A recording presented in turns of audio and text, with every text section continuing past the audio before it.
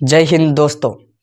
23/3/2023 राहुल गांधी को सूरत की एक कोर्ट 2 साल की सजा सुनाती है और फिर राजनीतिक गलियारों में हड़कंप सी मच जाती है। इतना ही नहीं दोस्तों, 24 march on Friday Rahul Gandhi को पार्लियामेंट सेक्रेटरीट की तरफ से डिस्क्वालीफाइड की नोटिस जारी कर दी जाती है।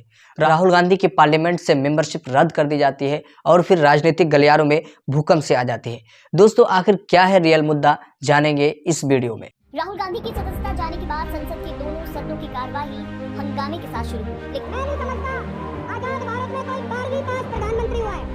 आज कांग्रेस के पार्टी के सबसे बड़े नेता की सदस्यता गई है और अगर हम इसी तरह देखेंगे, अगर ना परवाह है ना उसका सम्मान है और वो लोग कुछ भी अभी बात करने के लिए कुछ भी मोड़ तोड़कर कॉन्स्टिट्यूशन की धज्जियां उड़ा रहे हैं। Desperate to silence the voice of the opposition. We know they are desperate.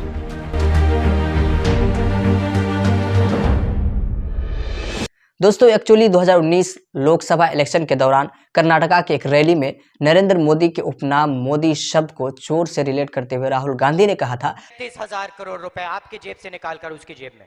Mehul चौकसी, ललित मोदी। अच्छा, एक छोटा सा सवाल, इन सब के नाम, इन सब चोरों के नाम मोदी मोदी मोदी कैसे हैं? इस भाषण के खिलाफ बीजेपी एमएलए और गुजरात के फॉर्मर मिनिस्टर पुर्णेश मोदी ने डिफेमेशन का कंप्लेन फाइल कर दिया और फिर सूरत कोर्ट ने राहुल गांधी को 2 साल की सजा सुना दी। दोस्तों, आप सोच रहे होंगे कि डिफेमेशन के केस में कोर्ट ने 2 साल की सजा कैसे सुना दी। तो बता दूं कि Indian panel code article 499 and 500 के तहत कांग्रेसी नेता और वायनाड के सांसद राहुल गांधी को 2 साल की सजा सुनाई गई।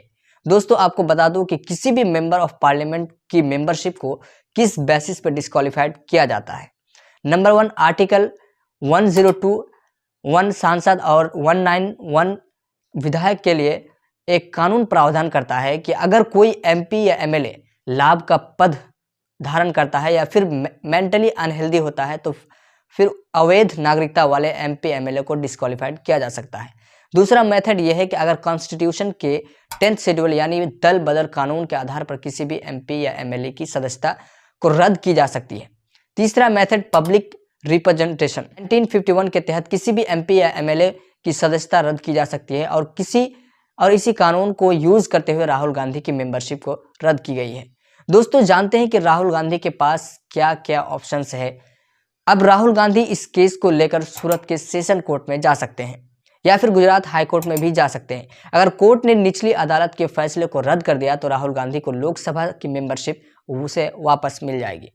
दोस्तों, बता दूं कि राहुल गांधी ही सिर्फ ऐसा नेता नहीं है जिस पर डिफेमेशन का केस लगा हो, बल्कि सत्ताधारी पार्टी बीजेपी के कई बड़े बड़े नेता जैसे मनोज तिवारी, प्रवेश वर्मा और हंसराज जैसे नेताओं पर भी मानहानि का केस लगा है।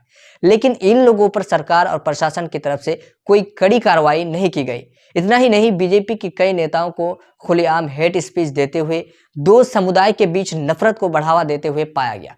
लेकिन फिर भी इन नेताओं पर कोई भी कार्रवाई नहीं की गई क्योंकि ये लोग सत्ताधारी पार्टी के नेता हैं।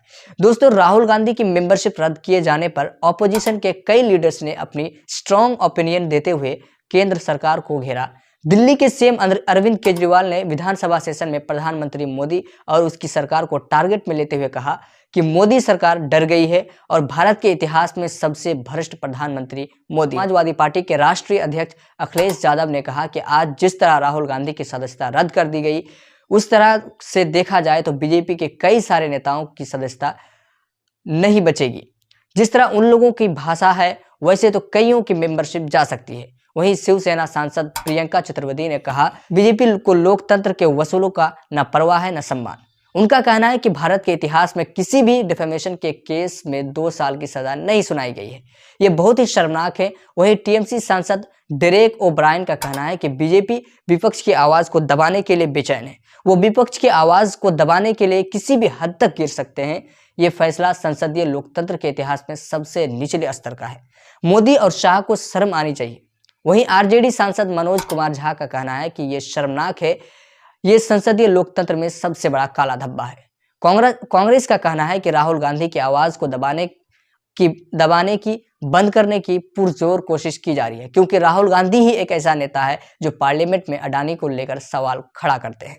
दोस्तों, इन सब मुद्दों को देखकर हम ये भी कह सकते हैं कि सरकार और संसद द्वारा लिया गया फैसला तानाशाही का कहीं ना कहीं सबूत पेश करता है, क्योंकि किसी भी एमपी को कोर्ट के डिसीजन के तुरंत बाद ही डिस्क्वालीफाइड करना लोकतांत्रिक प्रोसीजर के खिलाफ है। ऐसे में तो हर सत्ताधारी पार्टी ऑपोजिशन को खत्म करने के लिए इस तरह के डिसीजन लेते रहेंगे और लोकतंत्र की धज्जियां उड़ती रहेंगी। इन सब मुद्दों पर आप सबकी क्या राय है, कमेंट सेक्शन में जरूर बताएं। और अगर वीडियो अच्छी लगी हो तो लाइक एंड शेयर करें और सब्सक्राइब करना बिल्कुल भी ना भूलें। धन्यवाद।